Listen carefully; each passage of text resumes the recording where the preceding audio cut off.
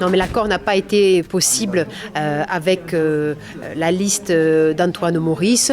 Nous avons eu dès le début une composante écologiste forte dans notre liste avec Occitanie Écologie, avec le soutien de plusieurs personnalités écologistes telles José Bové. Et puis surtout, nous avons présenté un projet de la gauche écologiste et citoyenne que nous incarnons. L'accord n'a pas été possible. Pour autant, nous continuons à être dans une dynamique, faire en sorte que le soir du deuxième tour, ce soit les valeurs de la République qui gagnent fortement. Et j'appelle bien sûr tous les habitants de l'Occitanie à aller voter de façon beaucoup plus forte, qu'en France aussi, il y ait beaucoup plus d'engagement. Ces élections départementales et régionales, elles sont importantes et il faut qu'ils soient, nos concitoyens, bien conscients de la sincérité et de l'importance de ces scrutins.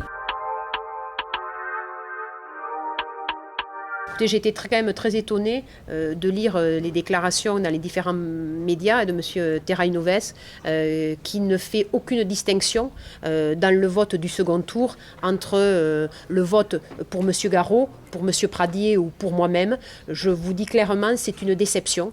Je pensais qu'il avait une droiture, une éthique supérieure à cela, mais c'est au moment difficile qu'on juge les grands hommes ou que se révèlent les petits hommes.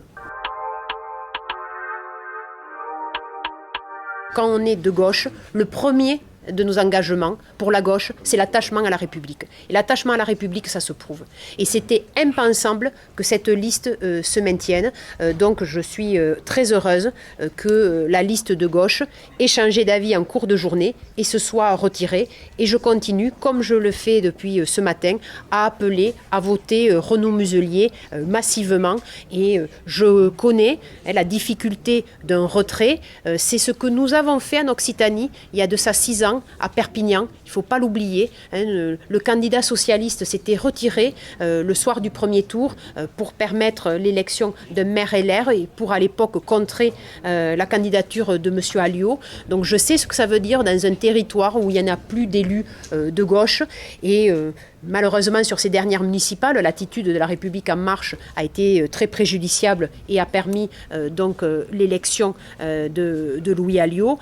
Mais je pense que la bonne décision, la bonne preuve de l'attachement à la République, la bonne clarté que demandent nos concitoyens, quand on dit qu'on aime la République, que la République c'est notre maison commune à tous, eh bien cette maison commune, on doit la sauver. Et en PACA, il fallait la sauver, il fallait se retirer. Et je salue la responsabilité de l'ensemble des candidats de cette liste.